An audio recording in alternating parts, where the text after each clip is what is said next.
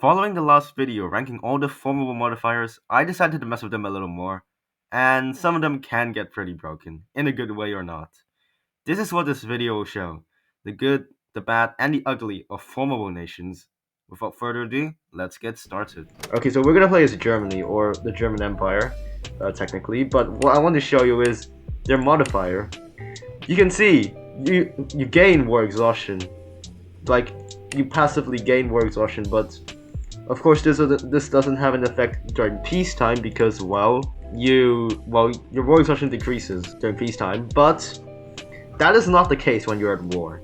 And when you're at war, your war exhaustion normally cannot decrease.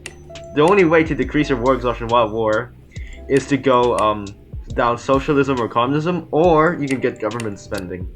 Well, what if we don't do any of that? What if, let's say, we just justified on Poland, and well, we are not going to touch them at all. So the question is, will you actually collapse just by sitting there, not doing anything?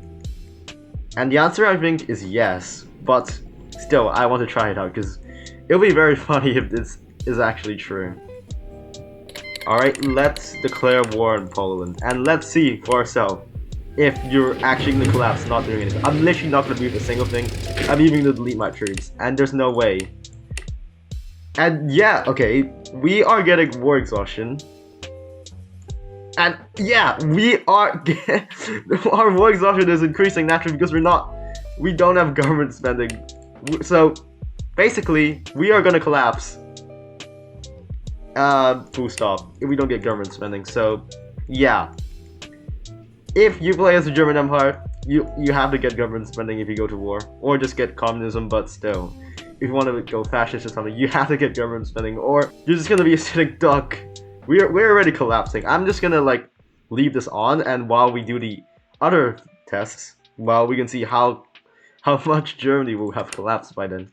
So moving on to the next one, we're gonna actually play as Napoleonic France. Now, I received a lot of comments about my ranking being like too high for them because, well, they do have this -20 military starting experience, and in hindsight I did kind of like underestimate that, but so we're gonna just make like units and see how bad is it really. So I actually don't have steel and motor parts. I'm just gonna buy from like Portugal. Okay, so -40. It's actually barely. If we train it for like 1 second, it immediately becomes a bronze unit. So honestly, I think it's kind of overstated. But then again, we are not unlimited, so you get -25 military recruitment time, which is really actually pretty good. But yeah, okay, yeah, everything spawns at -40%. Let's make an artillery. I'm pretty sure it'll be the same anyway, but yeah, we can make a tank as well. And I mean, I don't think it's that bad, but then again, we're not unlimited yet, so that is where I want to see it. So I'm just gonna make like these units first of all, and then let's go limited and see how bad it is. It's not awful because your units are basically still bronze, but they're just slightly worse. I don't know, Napoleonic, like the debuff doesn't seem that bad, but honestly, I think I would probably change my ranking anyway, just because if you're the Napoleonic Empire, you cannot form. Oh wait, you can form the Frankish Empire. That is very weird. I don't think it's meant to be that way because it's really not that bad. Like, we could probably you can just start training them for like a few seconds and they'll be back to bronze anyway. And the same with the destroyers and stuff. It's just that I think your army overall is stronger, but you do suffer a bit for your navy and your air, which can be a little problematic. But honestly, yeah, I don't really think it's that bad. Well, I mean, it could be even worse if you went mass attack. Actually, let's try that. Let's see like an infantry on mass attack. Minus 82%. Well, okay. How about I think we should just hop into like another country, like I don't know, Spain or something. Let's just like make a regular unit. Let's make a unit on like limited and mass, and let's see how much the difference in XP is. Cause I'm curious. I'm curious to find out. 77%. Okay, 77.5%, and well, Napoleonic. I think it's like 80 something. I couldn't really remember, but okay, it's a 5% difference. It's negligible. What I think actually is if we go to war with Spain, and this unit is gonna beat this unit. I'm pretty sure. And now let's charge. When they charge, we charge. That way there's no entrenchment. So, like, our unit in theory still should beat their units, I think.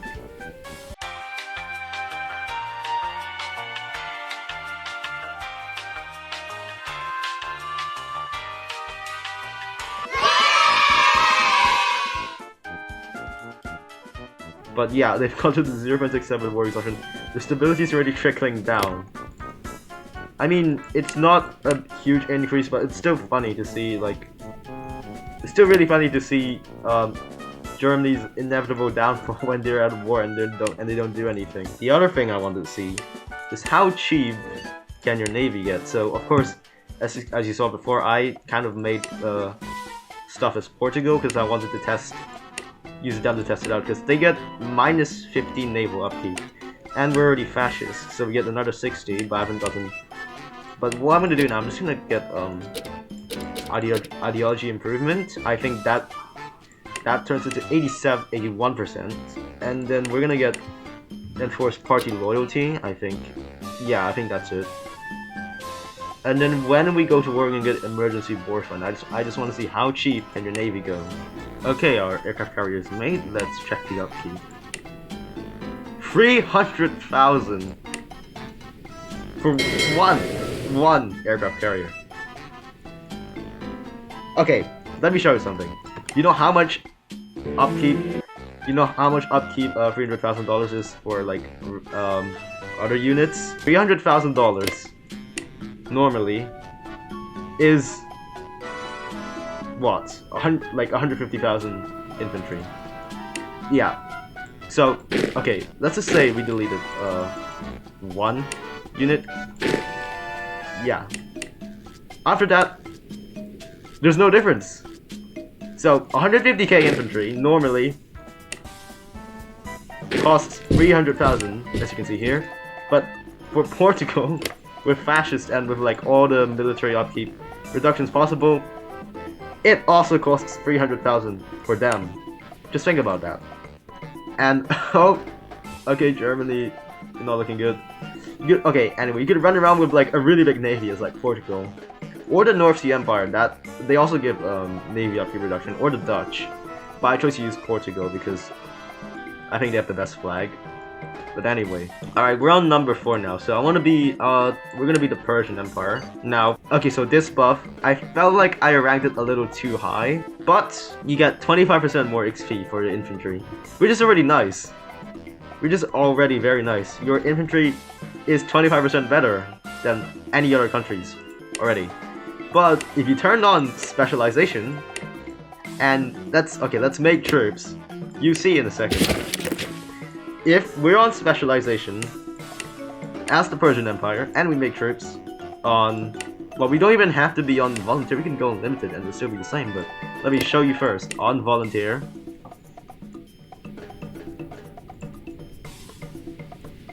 yup, our troops spawn as gold. We have gold troops coming out like it's nobody's business. Normally it takes you like quite a long time to train to get these gold troops, but Persia, not a problem for them. Let's go limited. Let's see how much. So if you go limited, you have 10 million manpower. So just imagine that. You could, in theory, like, if somebody decided to surprise attack you, you could, in theory, just spawn 10 million gold troops. That will basically beat any invasion. Unless they have more, but that's assuming you didn't already have an army to begin with. Okay, that is weird. Okay, so if you're unlimited, your troops are actually silver, but it takes like what, 3 seconds to train them to gold. 1, 2, 3, 4, never mind. 5 seconds. 6. Yeah, you basically get gold troops for free. So that is pretty interesting. And now finally, for the last thing I want to show off. Okay, so Yugoslavia. When I first saw Yugoslavia's modifier, I thought, wow, 60 resistance, that is not bad. But then I remembered it doesn't really have a lot of people to use it. If you just use base Yugoslavia, your biggest city, Belgrade, it barely has over 1 million people. And while all your other cities are smaller than that, they're pretty small. Like Sarajevo is not even 700k, Zagreb is not 800k, and Skopje is not even 500k. And while the other are just even smaller. But what if, let's say, you conquered Japan? Not only that, you also built a fort in Japan. You got the Neutrality Act. And you've researched all the resistance tech. So now you have maximum resistance on the city. We're gonna find out how many troops and how long it takes to take the city. Well, mainly the second part, because I'm just going to be playing as China and making 10 million troops. That is literally it.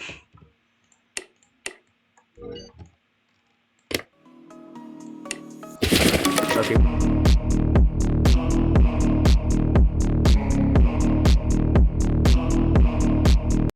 We've lost 2/3, basically.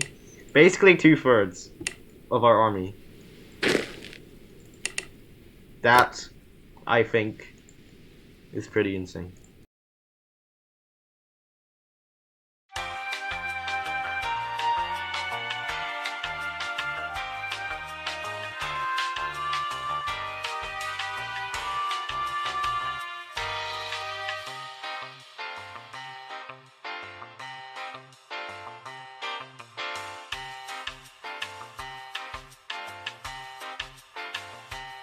Now let's check Germany's war exhaustion.